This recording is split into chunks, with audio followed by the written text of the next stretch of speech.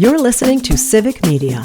You can tune into any of our live shows on any radio station across the state with the Civic Media app. Find us in your phone's app store and listen anytime, anywhere.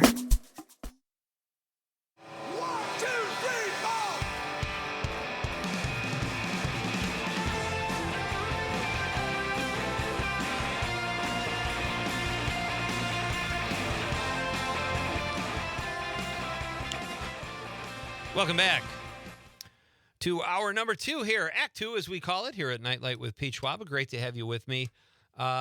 Folks, we are going to cut our recap short tonight because we have a very special guest. But tonight's tonight's question of the night is, what movie character best describes your personality?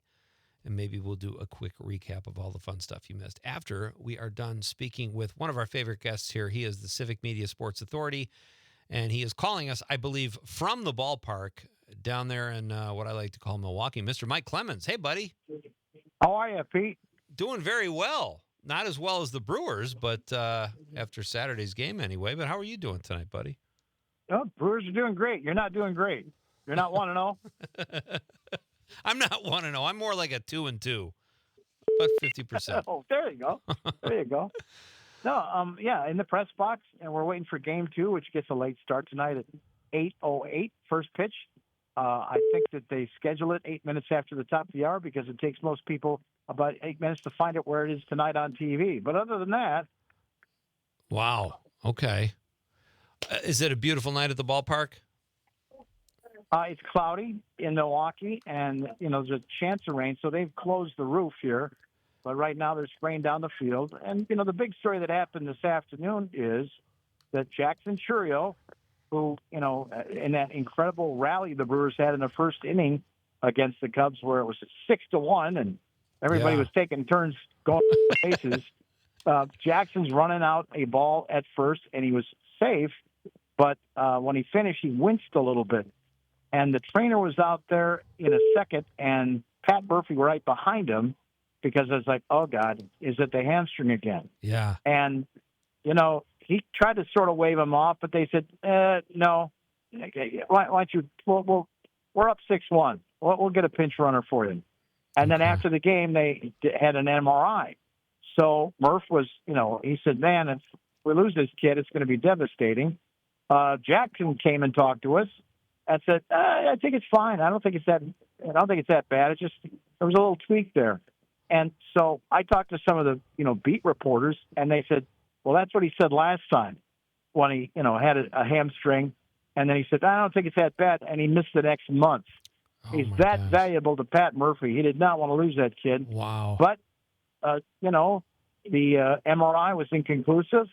He had a small workout yesterday, here afternoon. Both teams worked out and took BP. And then they were running him here about 2 hours before the game getting started here, and they decided to go. So he's in left field, and he's going to be the leadoff batter tonight. There you go, Con. That was Conrad was a little worried about him. Yeah. Well, that's good news, Mike. So what's the mood like? I mean, I know fans were thrilled that the Brewers came out so swinging the bats in game 1 and took the lead like that. Is there a great vibe in the air tonight, Mike? 100%. Yeah. Because, they lost most of their games there down the stretch. They were injured. They were banged up. They were saving some of their guys, but they were in kind of rough shape. Then because they won more games than anybody else in the majors, they get the full bye week. As Pat Murphy pointed out, they got more time off last week than if it was the All-Star break. Yeah, right. So, he worked them for 2 or 3 workout sessions. On Friday's session, these guys got in here about 8 or 9 o'clock in the morning. They had batting practice around 2. And I was, I'm usually the last one out of the press box, as you know, with all the stories that I do and editing and stuff. It's about 6:30 Friday night, and I'm out walking the parking lot, and a guy waves to me, and it's Jackson Churio with the sunglasses on. On his day off, the 20-year-old kid is out here from 8 in the morning till 6:30 at night on Friday, the day before the game. And that's just, these ball players, they're here every day through the baseball season. So it's a long day. and the media too. They had press conferences today starting at 1, 2. Murph went at 4:00 today, and then plus they open up it's like 3 hours before the game. We're doing pre-game press conferences to talk to the players about what they think is going on. So the next thing you're concerned about going into Saturday's game was rust. I mean, it's one thing to be in that rhythm and playing every day. The Cubs just got done with a tough series at home against the San Diego Padres. Played until late. It was a Thursday night. Then they have to come up here the next day. At least they didn't have to go out west someplace, just 90 miles to the north. But you're thinking, the Brewers are going to be rusty. Freddie Peralta throws one over the plate. Michael Busch takes it out of the park. Cubs are up 1-0. But then the Brewers come in, and they looked rested. Yeah. They looked comfortable. They attacked Matthew Boyd, who was only on 3 days rest coming out of the series of the Padres, and they just drilled him. I mean, just drilled him. So it was just the opposite effect. These guys got rested and fired up. The other thing unique about Saturday's game, Pete, was the crowd. And I'm not some guy, rah-rah pom-pom for teams or anything like that. I'm just telling it like it is. I've been doing this since 1982 when the World Series was here. And I could not, first of all, the Brewers did an amazing job of the pageantry leading up to it. They did a really nice job with that Euchre tribute in August. Yeah. And because, your team is in first place all summer long, you have an idea you might be hosting the playoffs here. So they had a tremendous rendition of the national anthem, some other attractions. Then if they've handed out 42,000 of these gold rally towels, and Charlie Behrens, who's on our network on Saturday, the great Wisconsin media, he goes, "Hey, Wisconsin!" And everybody just goes nuts. And he's down there behind home plate on camera with a microphone, say, do it like this. And he's showing them how to whirl that rally towel and get it going. This place was so loud. I told one of the PR people, I said, it's as if you guys had auditions and rehearsals for your crowd here. It was unbelievable. It's so loud and so in sync. Like that old rock and roll song, "Let's Go, clap, clap, clap, clap, clap." Yeah. It was really, it's like a bunch of really sober, energetic 30 and 40 somethings that dominated the field, and not many Cubs fans. It was Brewer fans. They did not sell their tickets for this one.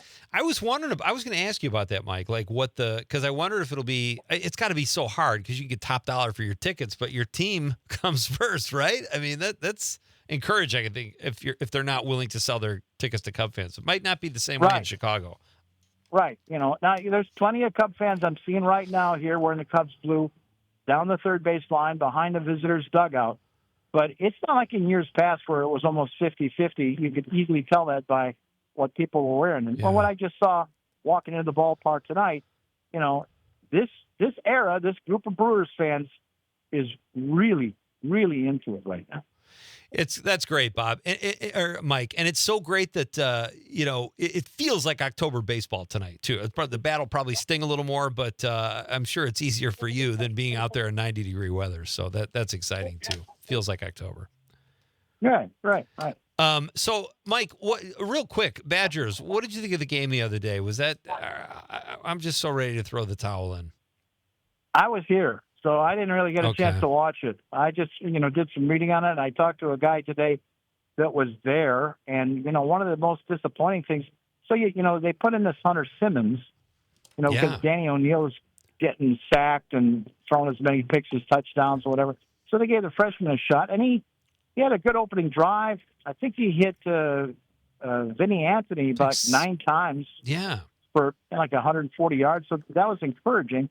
But no running game. The most disturbing thing was the Badgers defense has done actually very good. Their run defense, right? One of the top 25. Well, they blew that the other day against Michigan. And as much as Michigan's quarterback, this freshman, is like he was the top recruit of the year, he's still a freshman, make a lot of mistakes, has missed opportunities. I mean, if the Badgers had gotten maybe one stinking turnover, to get a break in that game, who knows? Yeah. But, now your run defense doesn't work. And your head coach is a defensive-minded coach. And next is Iowa, right. followed by Oregon, Ohio State. It Oh, could it's be gonna really brutal brutal here for the month of October. Yeah. I know. And I felt bad. Like the other day was like, it wasn't that much of a blowout. Like the Badgers kept it close despite all that, what you just said, but it's going to be a rough season. I can totally tell. But Mike, thank you for your time tonight. I know how busy you are, and I know what a great job you do out there. Have fun at the old ballpark, and keep us informed, pal. All right. Thank you, Pete. Have a good night. You got it. That's Mike Clemens, Civic Media Sports Authority. I almost called him Bob Uecker, Conrad. I heard that. I had Bob in my head, and I was like, oh, it's not Bob Uecker. It's Mike Clemens. So that's, the Brewers are fresh, and the Cubs are like kind of, he just said that their pitcher was on 3 days rest. That's not good for a game one. No, and it definitely showed. And when is the next, there will be a game three. When, is it tomorrow, or they take another day off? I think it would be tomorrow. Let me just double check that here quick. But you double check. I'm going to read a text. Tom from Monona 608 in response to our question of the night. What movie character best describes your personality? He says the dude, man. I like a little Lebowski reference. Thank you, Tom. Yeah. Very well done, sir. Let's go back to hour number one. That was a fun hour, Conrad. It's in the books. It's history now. Yes, it is. Katie Compton's always so much fun. Yeah. I love when Katie's on the show. Chris Casper, I did eventually figure it out, Chris. It was Will Rogers. I've always gotten those two confused. But to me, it's Will Rogers. He's the guy. And I just completely spaced. So thank you, Chris, for the assist. 414, Tom from New Berlin says, Sunny and Share Love, in reference to the bumper music. That's a great tune. Yeah. Tom, I picked that out just for you. I thought maybe you might want to slow dance and ask somebody to dance. Let's see. Tony the Trucker from the 608 says, Pete, though only 6'2" and 220, Uncle Buck, easygoing, soft-hearted, but tough as nails when needed. Also, I love to cook breakfast. All right, so Tony the Trucker says he's Uncle Buck. I like that. That's my favorite one of his films. Yeah, I thought he was saying 6'2", 220 was John Candy. But I don't know how tall John Candy was, but he's a big dude. But that's great. Mm-hmm. You can still be Uncle Buck. Uncle Tony. Thank you, Tony. Tom from New Berlin says, Otis Campbell from Andy Griffith. That's a good one, Tom. I love it. On the stream, I'm sorry I didn't see this earlier, Craig, when Katie was here, but Craig says, Pete, the Mulva Cultural Center has a beautiful theater as well as possible location for a film festival or a showing of The Godfather of Green Bay. It's funny you say that, Craig. Apparently Katie did mention that to someone there, and they were looking into it, so great timing. Craig also says Will Rogers, so the listeners are more on top of things than me. I just couldn't remember who it was, Con. I don't know. Yeah, I didn't totally know. Spaced out. It's by the way, it's Wednesday would be the next one because they have to travel to Chicago. Because it's the long drive. The really long drive. What do they have? Parents and vans taking the players like it's old school? That would be kind of cool, actually. That would be kind of cool. What a great promo that would be. They're not flying to Chicago. Mitchell Field into O'Hare. No, they're probably taking a nice bus. Hour-long bus trip from O'Hare to Wrigley. That would be brutal. So have you tried, are you going to eat the Curter Burger? No. I will never try that. It looks absolutely disgusting. Terrible. It came about as a joke. And people are like, oh, that sounds good. It's like, really? Okay, here you go, public. It's out there. We'll talk more about that at some point. Maybe that's a good question. I want to know how people feel. Maybe we'll do that tomorrow. Yeah, pretty disgusting. All right, we're coming right back, ladies and gentlemen, with a gentleman named Derek Pfister. He is the founder of Chair on Stair Films. That's coming up next on Nightlight with Pete Schwaba on the Civic Media Radio Network.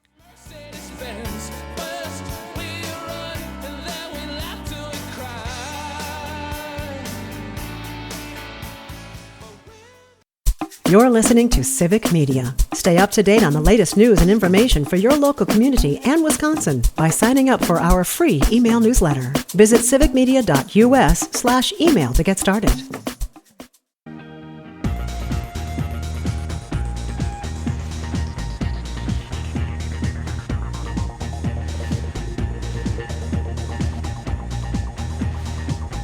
Welcome back. I'm Pete Schwaba. This is Nightlight. Great to have you with me on this Monday night, folks. We are jamming here tonight. It's always fun. If you missed the first hour, Katie Compton was here. She is a blast. Check out our podcasts at civicmedia.us. You can go to Nightlight with Pete Schwaba. All our podcasts are cataloged there, and Katie's interview was really fun. Great stuff coming up at the Mulva, and she always has lots to say. I got to check that place out, Con. It sounds fantastic. I'm surprised I didn't go when it was the Star Wars exhibit. Yeah. Mad I didn't go to that. I would have gone to that too. I think that sounds fantastic. We just spoke with Mike Clemens. Our question of the night is, what movie character best describes your personality? Let us know. Get in on the fun. We can still read your text on the radio. Plenty of time. It is now, this is kind of fun. I always love when we have new guests on, and our new guest here on Monday night is brought to you by Chicken or the Egg Photography. Chris specializes in food, event, music, and product photography for businesses across Wisconsin and the Midwest. See what he can do for you at chickenortheeggphotography.com. Chris is awesome, folks. Check him out. He's been on the show before, and no doubt he will be back again soon, but he does really great work. So go to chickenortheeggphotography.com and check it out. And with that in mind, said guest joins us now. He is a first-time guest here on Nightlight and the founder of Chair on Stair Films, Mr. Derek Pfister. Hey, Derek. Good. How are you? Good. It's a pleasure to meet you virtually like this. Sure. And be able to talk to you on your show. I've been seeing what you guys have been up to for a long time now. Oh, well, thank you for listening. You mentioned that in the email. I appreciate that. Thank you very much. Yeah. And you're in Milwaukee? Yes. Milwaukee, Waukesha area, Okay. kind of in between both. Can you feel Brewer fever out by where you are? Oh, yeah. Everywhere I go, driving through Brookfield out here in Waukesha, like people wearing their Brewers shirts, their hats, all that type of stuff. So I'm really excited to see that. It's bringing back that excitement from 2018 again. So I'm like, that was just an unforgettable year. Sadly, it didn't go our way leading up to what could have been a World Series. But, that's why we're here right now. Let's make it happen. That's right. And I will say, I know I've said this before on the show. I don't know if you're familiar with a movie called Just a Bit Outside, the story of the 1982 Brewers, where they went to the World Series and did not get it done then. But that movie was so popular in Wisconsin this summer. I wonder if people are feeling that, like they're kind of inspired by it. Like this is their year maybe. And this is a Cub fan talking about this. So it wouldn't be terrible to see a World Series victory for Milwaukee, especially after seeing Just a Bit Outside. Highly recommend it if you haven't seen it. But let's talk about your films and a little bit about Chair on Stair. Give us a little bit of your background, Derek. Yeah, absolutely. So I've been a filmmaker since I was a kid, all thanks to a buddy of mine introducing this big old JVC VHS camera during our childhood. And we did all these skits growing up with that camera until the thing died finally, thanks to us. So, and that really got me into loving working with a camera and just being able to feel comfortable even performing in front of a camera.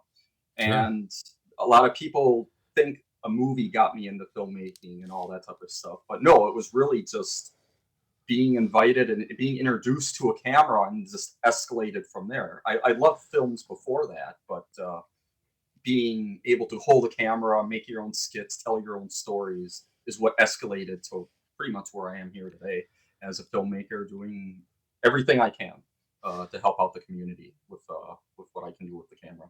And where does the name Chair on Stair come from? Yeah, so it was originally the name of a fake production company that my brother used for a media project in high school. So back in like 2001. And I came across that VHS tape in the midst of me doing skits with a camera. And I watched the VHS tape. I saw what my brother did with his buddies. And it was pretty much a movie review show in their mind, where they would go out and see the current movies, which were really just their favorite movies, like Raiders of the Lost Ark or Apollo 13, which came out before they even, years before they even did this thing. Yeah. But their ultimate plan overall was to go see these movies and then come back to their little studio and review them, give it a pinkies up if they liked it, a pinkies down if they didn't like it. But if before like showing the clip of they wanted to show a clip of the movie before they talked about the actual movie itself, but it was really just them acting out a scene from that movie in a comedic way to really like draw in like people to watch it. And I fell in love with that even more. And that's what really drew me into it. I love the name Chair on Stair Films that they used with it. Yeah. It was Chair on Stair Productions for theirs. I changed it to Films once I took it over from my brother. I gave it meaning. I'm like, if I'm going to use this, I want to actually give it meaning, not just be like, what does it mean? I don't know. It doesn't mean anything. But I'm like, if I'm going to use this, I want to give it meaning.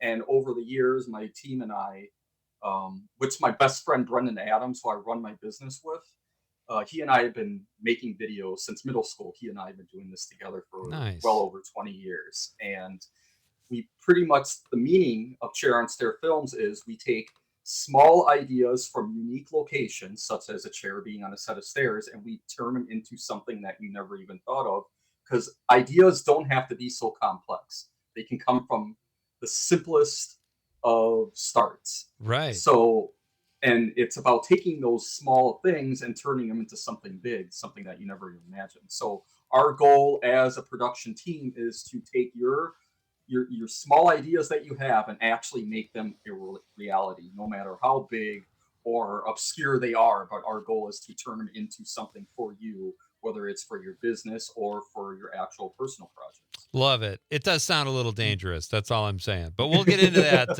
We're going to do a short break here for the news. Then I'm going to ask Derek why he likes filming in the Midwest so much. It's going to be a cool answer, and he's going to tell us about Next Frame, too. This is Pete Schwaba and Nightlight. We're coming right back after the news on the Civic Media Radio Network.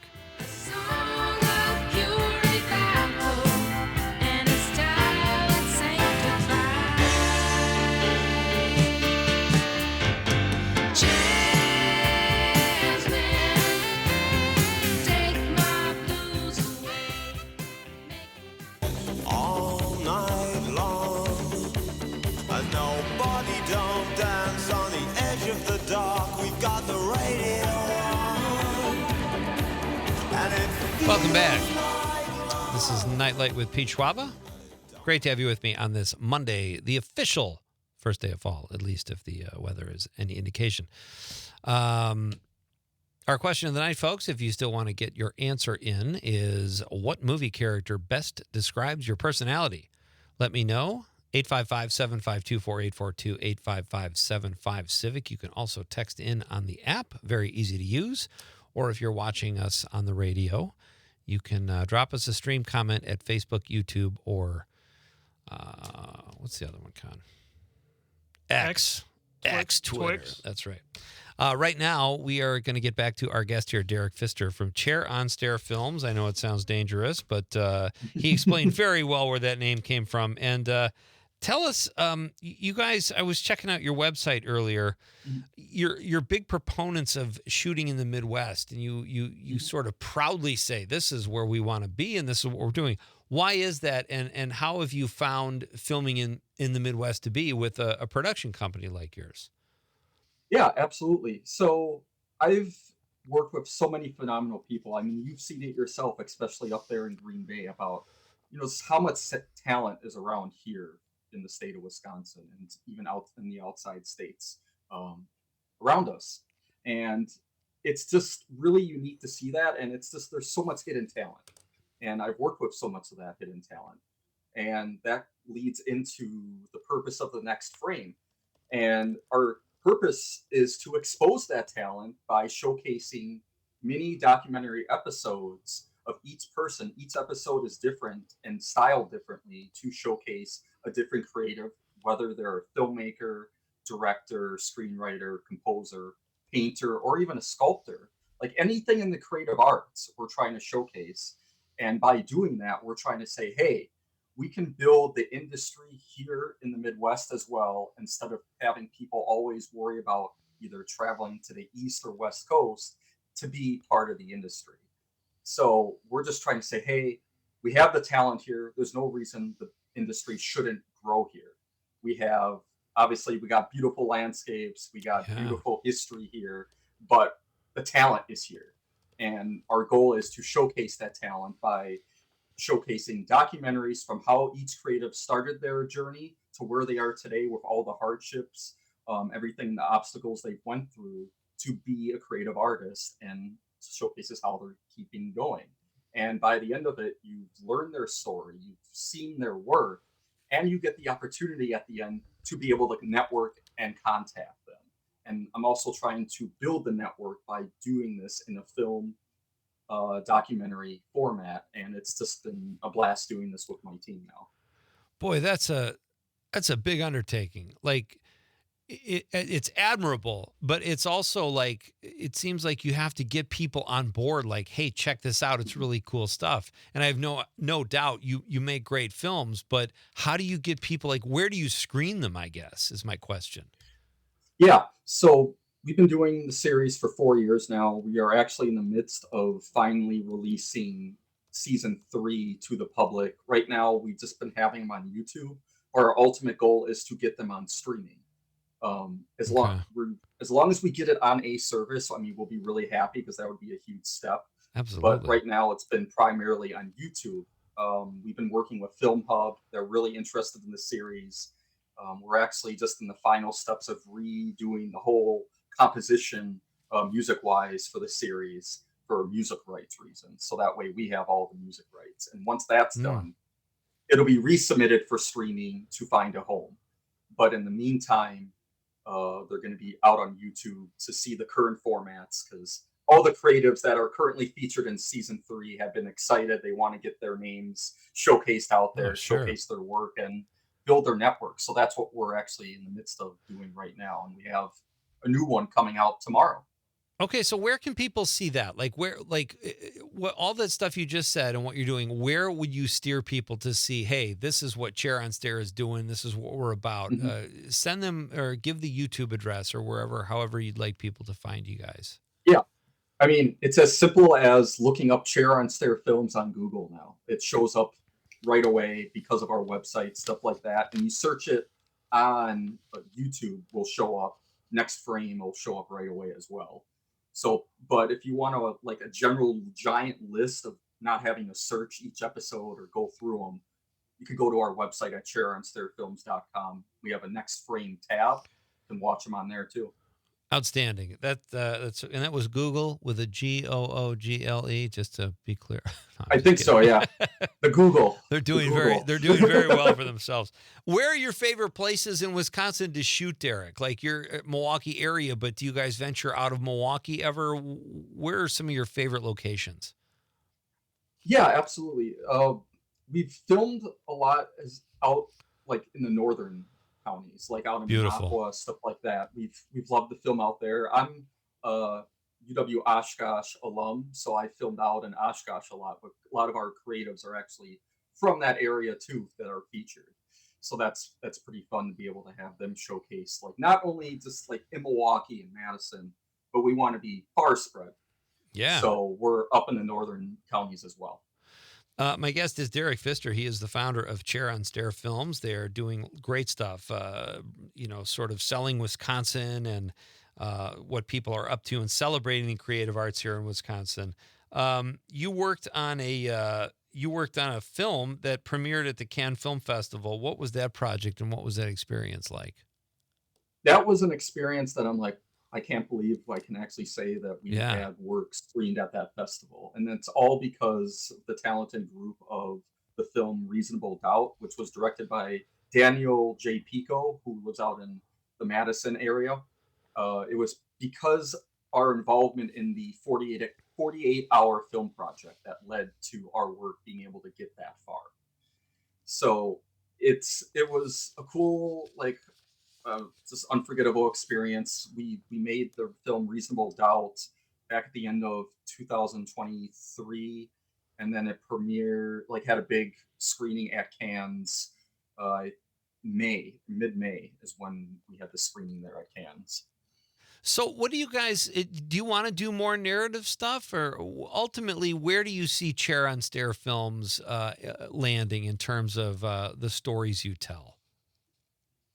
You know, right now we've been so Midwest focused for years, pretty much my entire film career. It would be cool to be, outside of the Midwest. I mean, we're still growing, but our primary focus has been here in the Midwest to try to grow the industry and have people be able to create here. Would it be great to be, have that name more on the coast. Yeah. But, by doing what we're doing, people are able to see it a lot easier now because of, social media and the web. And we can reach at anywhere now, which is great for any creative to do with the work. So it's not like we got to send tapes anywhere or reels anywhere and hope we hear something. Now we can get instant feedback and all that now.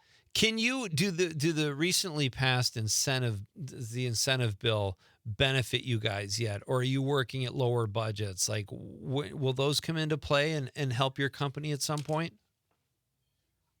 Ultimately, I would hope at some point, like they were just passed and they kick in next year, but it doesn't look like by just the readings, and there's just so much stuff to read in there. Yeah, it is. I had to have somebody evaluate it for me. So I'm like, oh, that makes sense. That makes sense. Yeah. But right now it's not for like freelance businesses or small businesses like Chair on Stair Films, for example. It's more for, larger corporate type of stuff with, bigger, already established names that have been out there for, decades. So we wish we could have our involvement in incentives right now, but sadly not. But it's a stepping stone as of right now to get to hopefully that point. At least now the state of Wisconsin has incentives. Oh, and it seems like everybody will benefit at some point, if they can keep that thing going, and that's great. So I think I asked you something similar to this, but what are your favorite things to shoot? Commercials. I know you do the biographies. Or do you see yourself doing more narratives, and why are those your favorite to shoot? I was just shooting a narrative yesterday with some of my team who are making their own film. They're trying to take that leap to do their own narrative. And ultimately, the next frame, their documentary format, I love doing those. But with narrative formats, like to have so many different types of unique ways to tell a story on set, whether with all those emotions and be able to move the camera in unique ways to tell those stories. I mean, I think narrative will always be my favorite. Yeah. The documentary has also, because of the next frame, the way that is great too, because you're telling, true stories. You're telling stories that have actually happened for creatives. And I love that aspect because you can truly learn from that to help out your own career. But there's also something too about being able to create your own stories, whatever genre it is, to, make something pop. Absolutely. All right. So what is the hardest part? And regardless of genre or medium or whatever, putting a film together, short, feature length, documentary, whatever, it's a lot of work, as you know. So what is your favorite part of that process and least favorite? Oof. Well, I would say 40% of the time I'm shooting, and then the rest of it is me editing. Yeah. I've been editing, I think, probably more. I have more hours editing than I think actually shooting, just because my full-time gig, I am an editor. So for a business, and then on the side for Chair on Stair Films, I'm doing everything from producing to writing to directing, right, all the way through editing again. But ultimately, I love being behind the camera to, tell the story with the lens. But editing is, it's always going to be there for me. But that's two different things behind the camera. Like, I know you're a certain cinematographer and you're an editor, but you just said you're directing too. Like, what's your favorite hat of those to wear? Cinematography, or shooting, or directing? That's definitely a hard one. I would still say probably cinematography. I love each one, but the one that probably has the headache the most is maybe even producing, just because I'm organizing literally everything all the way through. It's a lot of work. I mean, but then again, that work makes it great. And absolutely. So the payoff is so much there, and you feel it when it's finally done. All right, last question for you, buddy, and it's been great meeting you. Thank you for reaching out, and I'm glad this worked out. It's great to have you on the show. Thank you. What are you watching on TV? What can you recommend to listeners of Nightlight? Ooh, I don't know if you've been in the same boat, but like, do you ever find yourself doing too much work and not being able to watch a lot of other stuff? Nope. I always make time for color television, buddy. Yeah. No, I'm kidding. Well, you got to watch something. You got to chill a little bit. Yeah. I did a film that I just watched, and I'm surprised I just watched it now. It's called Ed Wood by Tim Burton. Yeah, from the early 90s. And I'm like, why have I never seen this? And I watched it, and I instantly like fell in love with it. And it's just a great film. Yes, it's about a director who made terrible films back in the 50s, but he loved doing it. Right. And that's what I love to see. Like, even if you're bad doing it, you still have a passion to continue doing it no matter what, even with bad feedback from others. That's a great kept on doing it. That's a great answer. Listen, best of luck. Keep in touch and break a leg out there. It's been great meeting you, Derek. Great meeting you, Pete. Appreciate being on the show tonight. You got it. All right. Have a great night. That's Derek Pfister. Check out Chair on Stair Films on YouTube. We are coming right back to wrap this up. It's Pete Schwaba and Nightlight on the Civic Media Radio Network. Let you know, girl, you're looking good. You're out of sight. All right. You're listening to Civic Media. Find the latest news, information, and archives of all your favorite shows on the Civic Media website, civicmedia.us.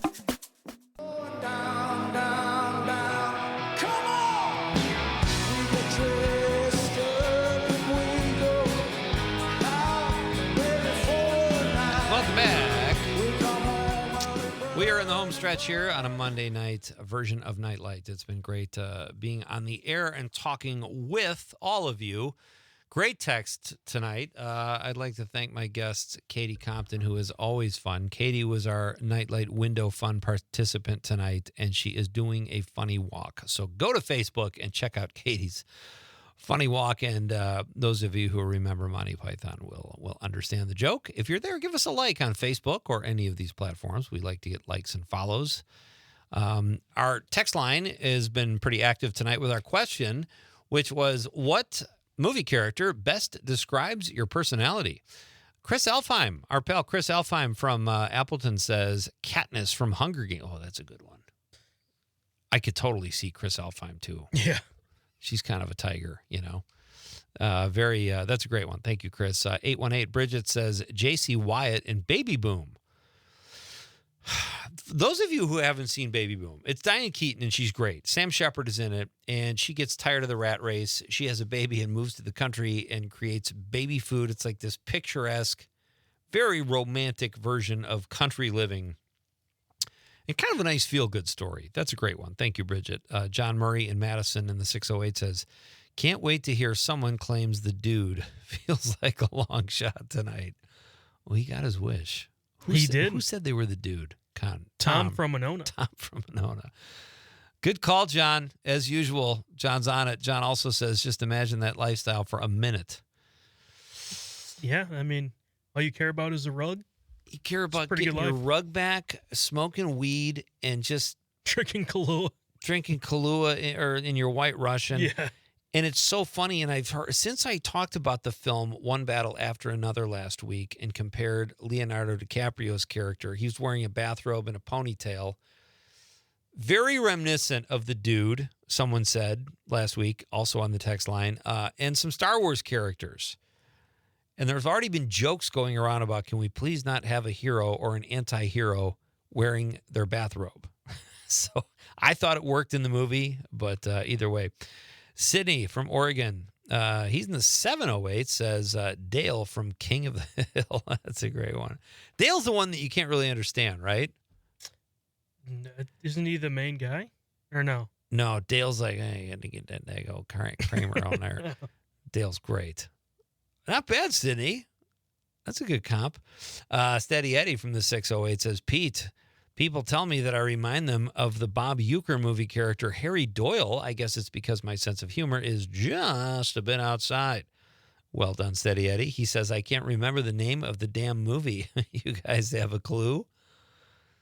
Mr. Cub, Ernie Banks says, let's play 2. Steady Eddie says, win one for the Uke, go Brew Crew. I thought he was asking me a serious question about a movie there. I can't remember the name of the damn movie. You guys have a clue?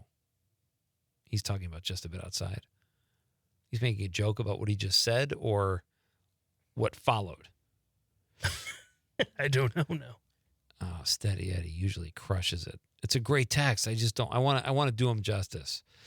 But yes, Steady Eddie, I trust you will be watching the Cubs and the Brewers, as will I, as will Conrad, as will Mike Clemens, who is always fun to have on the show. Thank you to Katie. Thank you to Mike. Thank you to Derek Pfister from Chair on Stair Films. Check out their work, especially if you need something filmed. It sounds like they can make it happen. Tomorrow night on the show, comedian Jim Flanagan will be here. Jim has he's Chicago-based, but he has a Wisconsin date coming up. We really enjoyed having Jim on the show. Last time he was with us here at Nightlight, and he's a very, very funny guy. So Jim will be here, and then we'll have a mystery guest, Con. We're going to have a mystery guest, maybe a quick a Nepo Baby film reviewer. I don't know. Nepo Baby's crazy to say. We'll see what happens, but it's going to be, it'll be interesting. And do we have time to play that George Costanza, Jason Alexander clip? Yeah. I love this. All right, this is Jason Alexander, George Costanza on Seinfeld, talking about his character's favorite exchange on Seinfeld. My favorite George line, I can't remember the name of the episode. It might have been the red dot, with the red dot on the sweater. But it was when George was working at Pendant Publishing, and he was having sexual relations with the cleaning woman in his office. And he gets called... He gets called into the boss's office, played by Richard Fancy. And Richard did a great job of the tee-up, where he's really not quite looking at me, and he goes, "George, it's come to my attention that you've been having sex on the desk of your office with the cleaning woman." Now, of all the things that George could have said, all the potential lies, I mean, you're dealing with Larry David, so the things that he could have come up with are innumerous. But what they wrote for me was that wrong? Should I not have done that? Because I got to tell you, I've worked in a lot of offices, and that kind of thing goes on all the time. If anyone had said to me when I started here that was frowned upon, it was such a perfect, no lie was going to get you out. So you go with, I didn't know that was not a fun. That only George Costanza would think of that. So great. And I love the guy who played the boss. He said his name was Richard Fancy. I didn't know. He's just a great character actor. And he says to George, "You're fired," right after that. And George says, "We didn't have to say it like that." He's complaining how he got fired. That is a great It's so funny, though, that was his favorite moment from the show. A couple stream comments we've got here before we get out of here. Sydney Politics says, "You're thinking of Boomhauer." Yes, that's his name. Boomhauer was the one that couldn't talk very well. Sydney says, "Dale is the conspiracy nut." Yes. Okay. It's been a long time since I've seen that show. Sydney says, "What up, Dave?" Dave, you better get back to Sid. They're streaming pals. I love it. All right. We're coming back tomorrow night. Hope everybody has a great night. Enjoy the game. Enjoy your evening, folks. It's Pete Schwaba and Nightlight on behalf of the lovable producer, Conrad. Good night, Wisconsin. I feel like we're forever every time we get together, but whatever, let's get lost on Mars. You want me, I want you, baby. My sugar boo, I'm levitating. The Milky Way, we're renegading. Yeah, yeah, yeah, yeah, yeah. I got you, moonlight. You're my starlight. I need you all night. Come on, dance with me. I'm levitating. You, moonlight. You're my... The national news cycle never stops, but it can be hard to find news about your local community. Civic Media is dedicated to providing quality local and state news coverage across Wisconsin. With the Civic Media app, you can get notifications about local stories that matter to you and your community. Find the free Civic Media app in your phone's app store and choose notifications from the menu to tell us what kind of news you want to hear about.